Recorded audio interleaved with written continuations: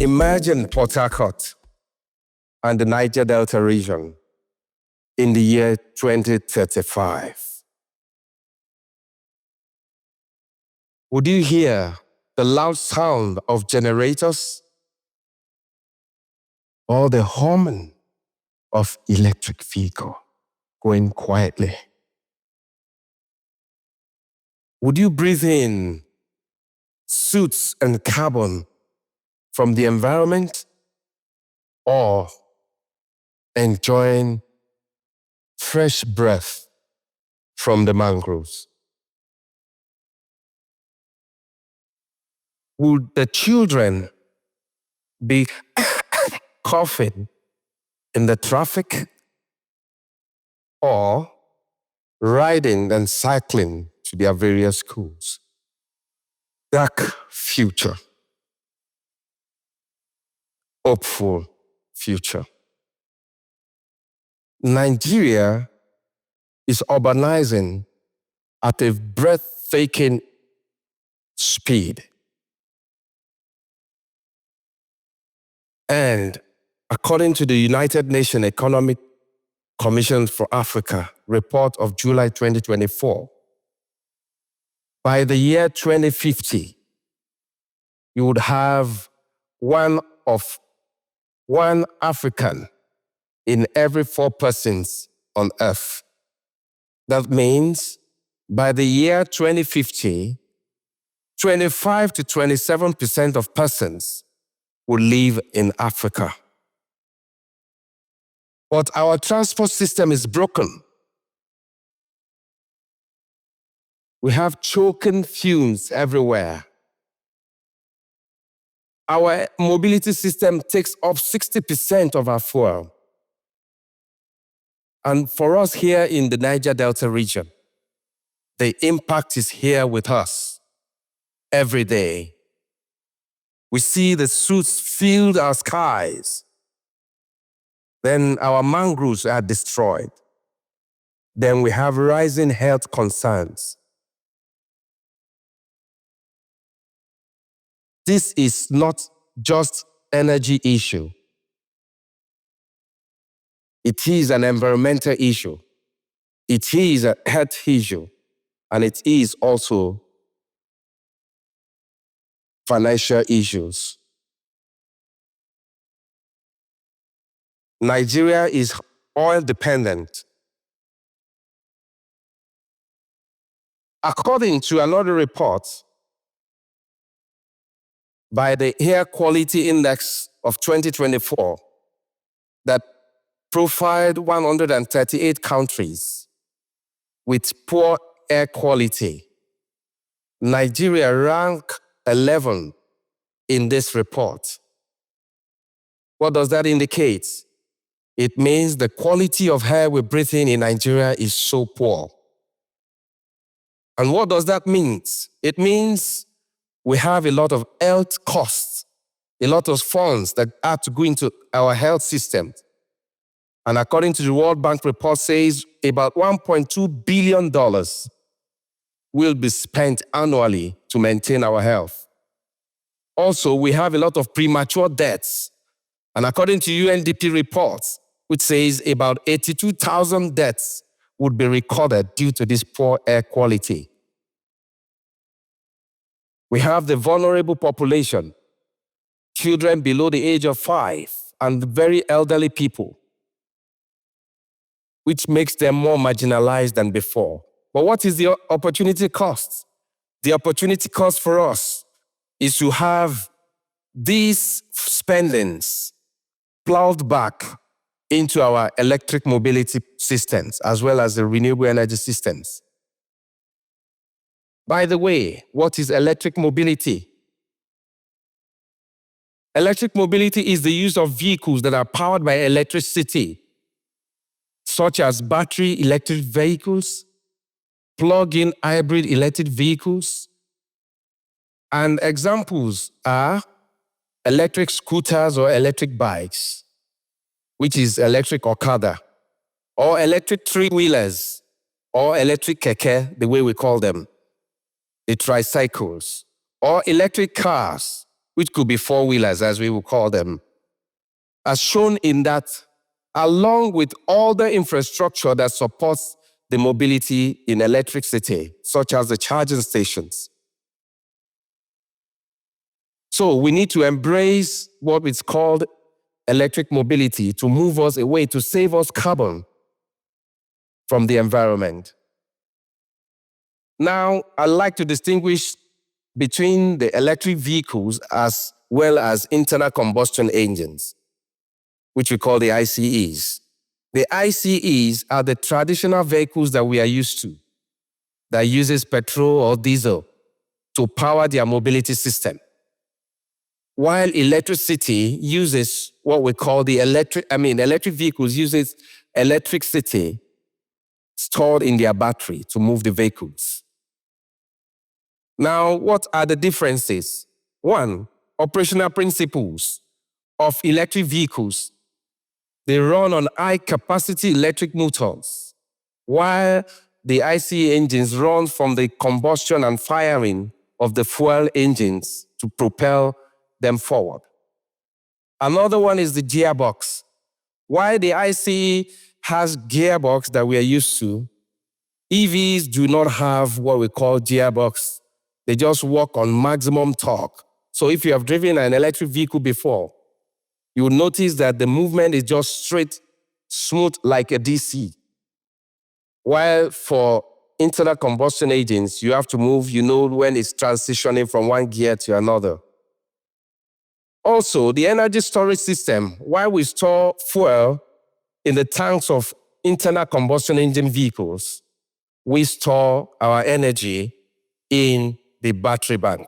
So many of us carry about battery banks to power our mobile phones. Works on the same principles. In terms of fueling, I've said it before, you need to charge your EV with electricity, while for internal combustion engines, you have to go to the fuel or the gas station to get it filled. The emissions is minimal or zero tailpipe emission for electric vehicles. While for internal combustion engines, you have CO, CO2, and some other particulate matters, PM 2.5, which are dangerous to our health. In terms of maintenance, the maintenance for electric vehicle is minimal and very low, while that of the internal combustion engine is high because there are so many moving parts around there you have to change. In internal combustion engines, you are changing the engine oil, the gear oil, and so many other oils, brake oil. But here for EVs, there's no oil. They run on electronic devices. And in terms of efficiency, electric vehicles are 4 times more efficient than what we have in internal combustion engines. So electric mobility is about transforming lives. In Lagos, Abuja, Kano, and Kaduna, we already have young people using electric vehicles, electric keke, electric okadas. And this is saving them thousands of naira in terms of fueling every week. We also have the battery swap technology, switching of the batteries that gives them mobility, and also they use those batteries to power their small businesses. Recently in Lagos, through the association which I'm privileged to preside over, the Electric Mobility Promoters Association of Nigeria, also known as EMPAN, we were able to organize and train 50 roadside mechanics in the art of repair and maintenance of these electric keke and electric okadas or bike, as the case may be. These are the people that moves our society forward. They move our city forward every day. And we know what this will do to our environment. For instance, an electric bike will save 1.5 tons of CO2 every year, which means 1,200 kilograms of CO2 that should have been sent into the atmosphere. Imagine when we have the number of them replaced by electric vehicles. It also, when paired, electric vehicles, when paired with solar power systems, is able to save about 30 to 40% in terms of cost. Also, we have been able to buy these electric vehicles or electric mobility systems. We are also able to create new jobs in our communities with battery swap technologies, with new green jobs in terms of telematics. So, e-mobility is where climate solution meets with our daily activities. I met a rider recently who just converted from the use of from the use of petrol Okada to an electric Okada. And you can see the excitement and the joy on his face because he was able to save some money from his daily operational costs. With that, he was able to pay for the school fees of our younger sister. And so what does electric mobility mean to her? It means that a child is able to go to school. And we also see that families have hope. Then we can unlock the future because there are so many possibilities that comes with it. I give us an analysis of how electric keke will save you more cost when you use it than internal combustion or petrol keke. This analysis is for a period of 18 months. And with the data I will present to you on the screen, you would discover that you are able, even though the initial cost of procuring an electric vehicle is higher, but over a period of 18 months, you will discover that it's far cheaper when you run it. Now, fuel goes for something between 850 naira to 900 naira or 950, depending on where you are buying it from, as you move up north in Nigeria. But 1 kilowatt hour of electricity, depending on the band where you are, if you are band A, is around 230, 250 naira. For other bands, it's less than 80 naira per kilowatt hour.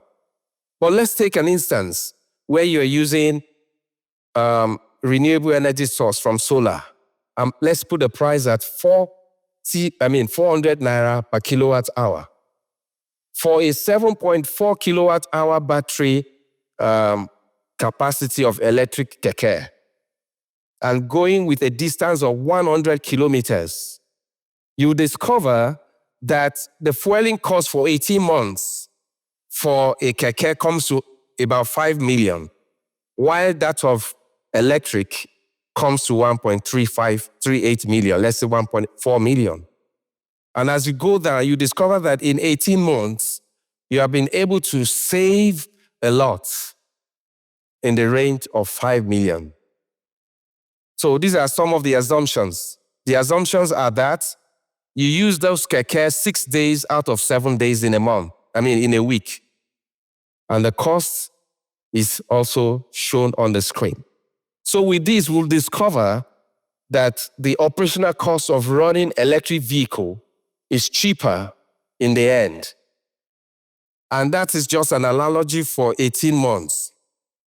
As you go beyond that, you discover that you are only running electric vehicles without even, you'll be able to have paid forward the cost of the vehicle itself. So what does this matter to us in Niger Delta? We know that livelihood has been lost through climate action, through pollution, through erosions.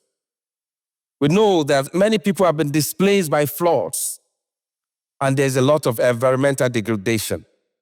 But when we embrace this clean transport system, we get clean, affordable, accessible, and sustainable transport solution. This will help us to further protect our ecosystem, the mangroves, the quality of air that we breathe in will improve. And this will also give the younger people the opportunity to go into this ecosystem by way of maintenance and servicing of these vehicles, green jobs like battery swap technology or charging stations, other IT jobs like the telematics, data, and carbon trading and carbon market activities. But there's something that we must do. 3 things I will point out here that we need to do. First, policy. There has to be right policy in the ecosystem. One of it is removal of import duties on electric vehicles and its accessories, either as a completely knockdown vehicle or semi-knockdown vehicles with the batteries and other accessories that comes with the charging infrastructure, as well as the solar power systems and other renewable energy sources, especially the battery. Since we know that battery takes about 50% of the cost of an electric vehicle. Number 2, we need to build capacity. We need to train our young people on the art and the science of handling these electric vehicles, such that they are not stranded, the vehicles are not stranded on the roads, so they do not constitute a nuisance to us. We need to train people to build capacity on how to, on the manufacturing and assembly of these vehicles, because a policy has to be in place that would allow knocked down vehicles to be brought in so that we assemble them, and by so doing, we are creating more jobs in Nigeria, especially in the Niger Delta region. And the third one is collaboration. We need to collaborate among ourselves.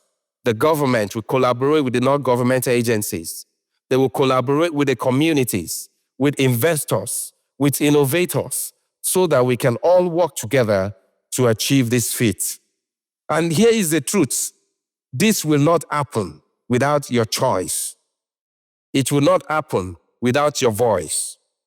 And then your actions also matters. So in closing, the future is not something we wait for.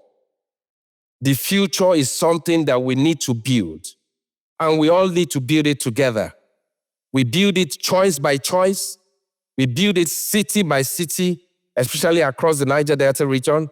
And we build it vehicle by vehicle.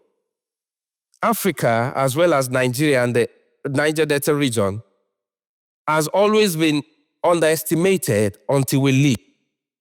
And this is another opportunity, our moment to leap. So we have this last question for all of us, which I need an honest answer for us. What role will you play in shaping the next now? What role are you willing to play in shaping the next now? Thank you.